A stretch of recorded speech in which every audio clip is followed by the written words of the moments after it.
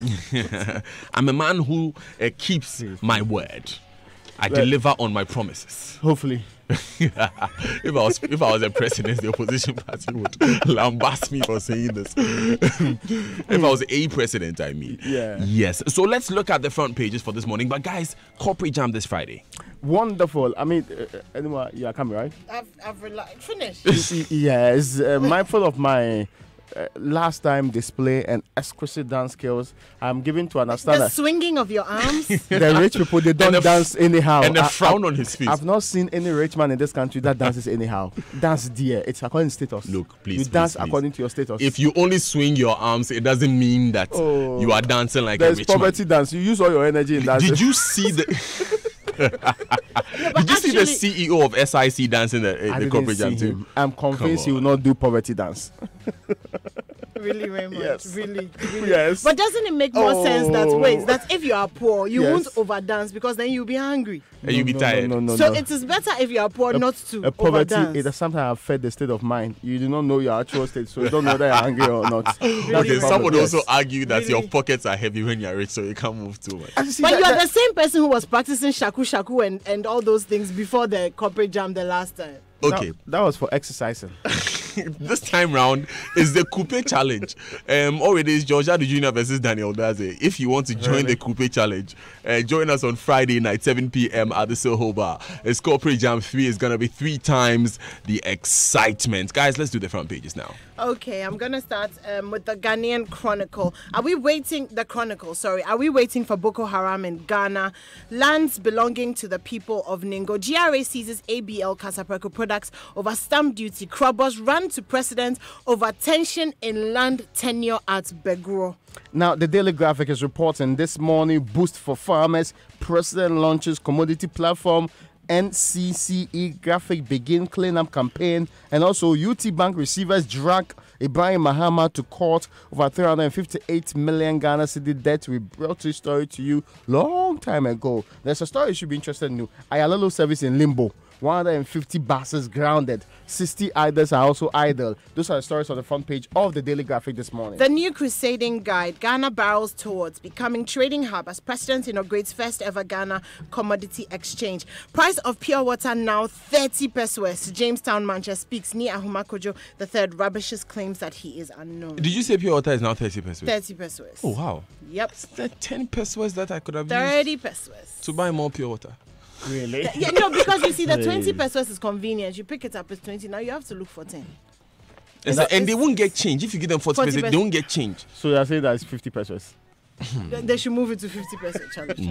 Now, 5,000 per. The Herald is reporting this morning. There's an allegation that we may run out of water by 2030. So by that time you import water.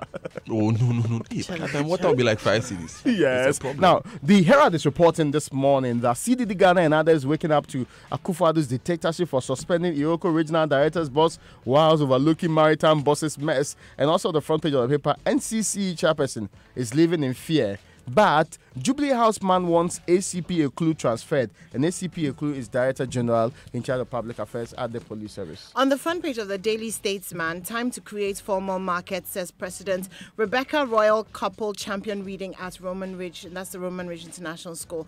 Ex-SHS MD for court on $1.6 million robbery charge. Mahama stripped over Dumso. Ghana saves 586 million Ghana cedis each year. There are 2 stories in the Daily Statesman that are very interesting. One is the article by Malik Abbas Dabo, which we'll be talking about later. You're on your own. No one asked you to be poor. And there's another article that's very interesting. 10 pieces of dating advice for women in their 30s. I found it very interesting and very helpful. So look, why are you eyeing me? Why? Why? Yes. I think you were looking for me to endorse it. I find it interesting.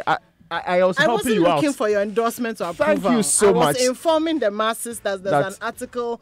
That's Raymond Dakwa would find interesting. No, media, I mean, clearly. I did say it's is it women in their 30s looking for dating tips? At my age, I have bypassed both the age standard and also the dating standard.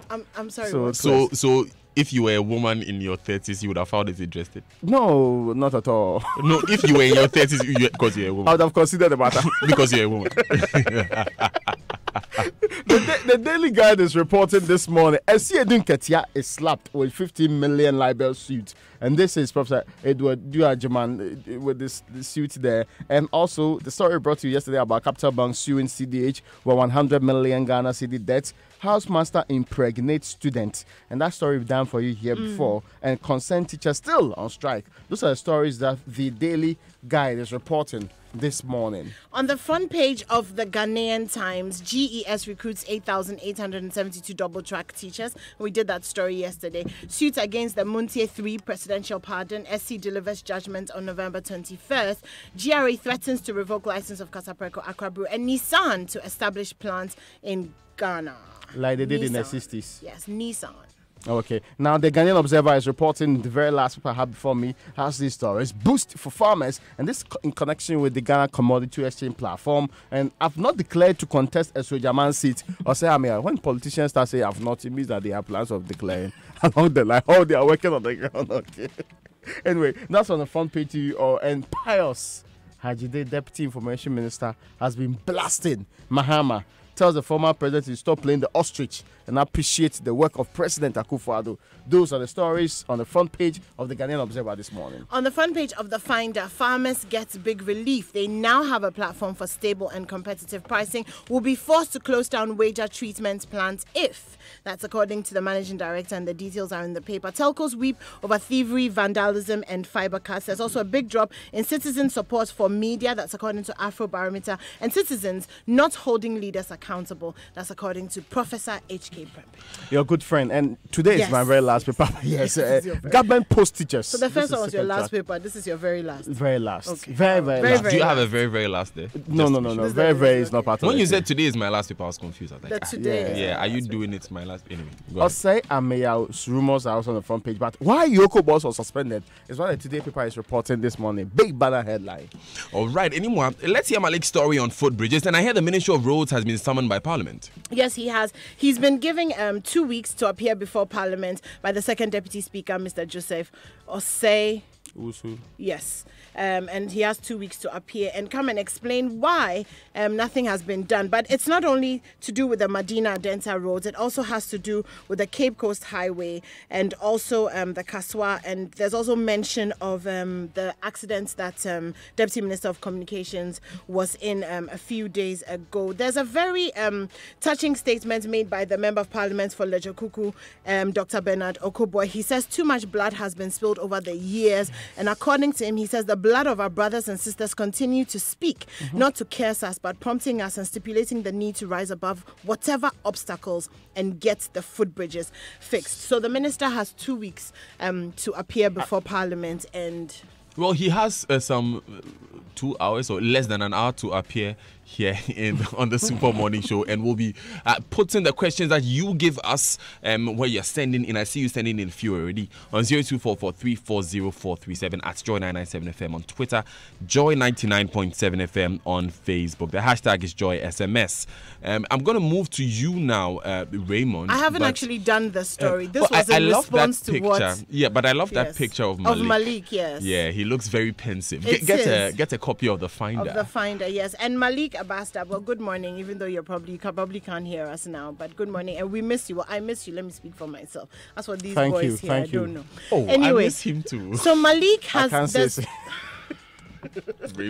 Moving on. Yes. Malik has an article in the Finder and it's titled "You Are on Your Own, No One Asked You to Be Poor." He tells a very graphic, visually stimulating story of how a young man, a little boy, gets ready for school in the morning. He lives in the house with about 18 people. Water costs 2 cedis per bucket, and so on that particular morning he baths with about 3 pails of water after standing in the line to the bathroom for a very long time. And finally he leaves the house. He's a little bit late and he gets to Zongo Junction to cross the road. Now he stands at one side for 10 minutes because every driver is going at about 80 kilometers per hour and he's anxious. His heart is beating because he knows that it's going to have to be a sprint across those 3 lanes. And so he stands there for 12 minutes and then at some point he feels like, okay, he can make the dash, and he makes that first dash across to the median. in the road, and then he stands there for another 5 minutes where he's waiting for the traffic to slow down just so that he can cross the road and get to school before the bell goes. And he sees a car coming, but he feels like he can beat it, and he starts to cross the road. He's running, and unfortunately this car catches up with him. Now Malik talks about the people in the car. A 9-year-old boy who's playing on his tablet, and his father who's on the phone talking to his mother who has traveled. And he runs over him. He's going at 120 kilometers, and he hears the crunching of something underneath the car. And this little boy who's playing with his tablet asks his daddy, "Daddy, what was that?" And the father responds and says, "It's probably just a goat that crossed me and I ran over it." But it wasn't actually a goat. It was the 182nd victim of pedestrian knockdowns on this particular road in 2018 alone. Now Malik continues to ask a question. He says that if we install cameras on this stretch of road, if we gave a driver a ticket for driving more than 30 kilometers per hour, we wouldn't be having this conversation. If the footbridges had been completed, we wouldn't be having this conversation. He goes back to the first conversation that we had with the then minister, Inaf Hussaini, and Inusa Hussaini, and he talks about how he said that the money is not enough, and therefore they've asked that the money be allocated to fixing the road as opposed to the footbridges. And Malik goes on to say, but this is Ghana. This is too complicated for us to do. We can't install cameras, we can't force people to slow down, and we can't find money to complete the bridges. We just can't. He goes on to say, after all, who would be the beneficiaries of these measures? The poor, of course. And who cares about them? Whoever asked them to be poor? Who asked Andrew's father to not be able to drive his son to school in a Toyota Tundra? And he concludes by saying that is their problem. And that's by Malik Abbas Dabo. It's called You're on Your Own, No One Asked You to Be Poor in the Finder. What page of the Finder is that in? Page 16. Thanks, Malik, for bringing us that story. Perfect. Clearest clarification on what really the state of this country is in that particular. Me, I have nothing else to add. And anyway. I love the way he checks every element of this, the overspeeding, the elements that led to the boy being late, the part that got me is the anxiety, because I remember that when we went there, and I mean, I'm a full-grown woman, but I was so scared of crossing the road, and it wasn't even busy even at that time. The traffic wardens anymore not to step in. Even the traffic wardens who were shepherding people across the street, standing in the middle of the road at some time. Yeah, and you imagine this, 12-year-old boy. I can imagine his heart beating and just wanting to go to school, and it's. Mostly, I hesitate in saying this.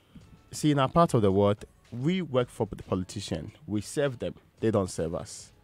If they serve you, they are interested in fixing your problems immediately.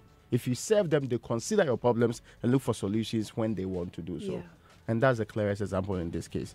Which is why in the end, we must all be careful. I mean, driving, crossing the streets. Let's stay alive, people. Raymond, let's go to Yoko. There are some new developments coming in on this story, but you tell us what we know now. Now, we do know that the Eastern Regional Director of Yoko was invited to a program. He says he got permission. His name is Frejani. He got permission to attend the program. Now, when he got there, this was a program about corruption and how to deal with it properly. The man got up and was given the opportunity to speak. And these were his words. When you look at the corruption cases in Ghana, it's just not the politicians who are corrupt. The public servants, civil servants, they are all corrupt. When you look at it, it's the chief directors who prepare contract documents and other things. So if you are blaming the politicians, it's not right. It's the public servants generally. And he moved on to say that before we can fight corruption in Ghana, the ruling government should be ready, first and foremost, to prosecute their own. Then they can have the guts to prosecute others too. Now, he also asked for money and other resources for the people who are in state institutions who are fighting corruption, and proceeded to say that the challenges facing other institutions ought to be dealt with importantly. Now, he asked for government to also deal with what has been a very consistent problem of making sure that there is pure autonomy given to institutions who are supposed to be dealing with this matter. But when the man gave out the statement, his boss in Accra issued a statement indicating that the man has been suspended for speaking about corruption at a corruption forum, and for indicating that it's not only politicians that are corrupt. Again, for also stipulating that the corruption that we are dealing with, you have to start from home. Charity begins at home. So if you can do with others too, to set an example to other people out there. Okay. He got suspended pending investigation to a public comment. which tape is available for everybody's hearing, and that IOCO itself as an institution, an anti-corruption institution, dissociates itself from the corruption statement of its member, the regional director. So in this particular case, the man is on suspension. Now, CDD came out to say that, no, you can't do that. You are sending the bad signal to the people. Other political parties, including the minority, also complain. But it is the very expression of Gabi that's more interesting. Gabi wrote yesterday at 7:45 that... You mean Gabi Asare Ochudaku? Yes. Gabi Asare Ochudaku's statement is pretty clear. He says, what do you expect the man to say when he went to a corruption forum? What do you expect a regional director who is in charge of fighting corruption to talk about when he went to a forum dealing with this? Is it football? Or the other related matters in this case? He believes the suspension of the gentleman is unwarranted and has no place. And I'm sure many have expressed similar opinion. The gentleman has even issued a statement clarifying that if you heard my tape clearly, there is no way you conclude that I am making any comment against government. I was just speaking to exactly what my office's mandate is and what we've been doing over the years anyway. We have some new developments on this story. Like I said earlier, we'll be bringing them to you shortly on the show. But anymore, let's talk about this big drop in citizen support for media. Yes, so there's been an Afrobarometer report. There was a survey that was done between September 9th and 25th last year, and it has revealed the following. 1 in 3 Ghanaians, as 36%, support full media freedom, which is a sharp drop from 55% in 2005. 57% of people are saying that the government should have the right to prevent the publication of information it deems harmful to society, which I found very interesting. The report also said that 6 in 10 respondents thought that the media has more freedom now than a few years ago to investigate and criticize government actions, but only 36% of respondents said they support full media freedom. Fewer people, 43%, trust information from social media sources. 3/4 of respondents believe that at least some members of the public and private media are corrupt, including almost 1 in 5 respondents who say that most or all media persons are corrupt. Interestingly, the survey shows that radio remains the most popular means of news consumption. 56% of respondents saying that they rely on it as their regular source of news. Television, 42%. Social media, 27%. And internet, 25%. And all of these have surpassed the newspapers, which only 3% of respondents are saying they rely on. That's a global phenomenon. Yes, young and well-educated Ghanaians, it has been revealed, are the most frequent users of social media and internet, while older and less educated citizens rely more heavily on radio as a source of news. Out of the 21 African countries surveyed, Ghana ranks well below 47% in support for media freedom. And guys, Malik just sent in a message. Who said I'm asleep? Good morning, Malik really? Abbas Dabo. Why are you awake?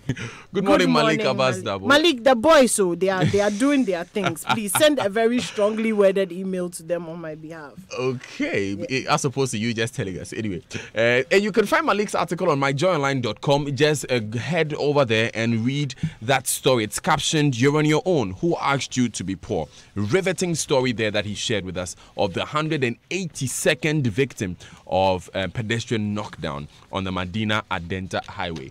Check that out on myjoyonline.com. Good morning, Malik Abbas Dabo, editor on myjoyonline.com. We're going to go online, and the online news review is brought to you by Zenith Bank in your best interest. Goil Good Energy. Download the Safe Doctor app now from Google Play. Safe Doctor, the future of better medical care. Now, from now until January 2019, anytime you buy Goil Fuel, 80 cedis and above, collect a scratch card. Dial *161 *4645 hash and follow the steps. You'll receive an instant message for your reward. Then, or you'll get rewards like free fuel, airtime, lunch for 2, driver's vest, and many more. So buy more, text more to accrue more points, because additionally, there will be loyalty rewards every month. When you accrue the highest points, you receive a Goil Go card loaded up to 1,000 Ghana cedis fuel or free lubricant plus servicing and hotel accommodation for 2. Drive to any Goil station, buy more, and get your rewards. Goil, if you promo runs till January 2019. Terms and conditions apply. Goil Good Energy. Goil Yenara Yedia. Now is the time to own a Zenith MasterCard. Apply now for your Zenith MasterCard debit or prepaid card and enjoy 2 great benefits. No issuance Welcome fee to tonight's and a chance to edition of receive News a gift Night. of the Coming city up, equivalent BNI of and security $50 heads on your in Volta Zenith region MasterCard. meets Don't be management left and out. teachers Sign of up for your Zenith Nkwanta Senior High MasterCard debit or prepaid card today. Offer is available to account and non-account holders. Terms and conditions apply. Zenith Bank, in your best interest. MyJoyOnline.com is saying that the sack Yoko boss, the CPP demands after corruption comment triggers suspension. Again, like I said, we have a new development on this case. We will be bringing them to you shortly. Parents withdrawing students from schools on Medina Denta stretch. That's a story on myjoyonline.com. Of course, if it's a danger for their children to cross the street, it becomes understandable. But we will be speaking to the roads minister today on the show. He'll be bringing us some resolution to these matters. And the 2019 budget must promote local capacity for input production. Peasant Farmers Association of Ghana speaking there. Good morning to you, Richard Nyaba of the Peasant Farmers Association of Ghana. BBC.com says the midterm elections 2018, Democrats win House in setback for Trump. Now I'm gonna read this message that I saw on Facebook by Ace Ankoma, and he puts it in a way that only Ace can put it. He says, Senate is blue, Senate is red, House is blue, subpoenas prepared, that's the clue. Good morning, Ace Ankoma. He puts that on Facebook. It's about the US midterm elections. We're going to take these important messages and then the BBC News at 7. Stay with us. This is the Super Morning Show.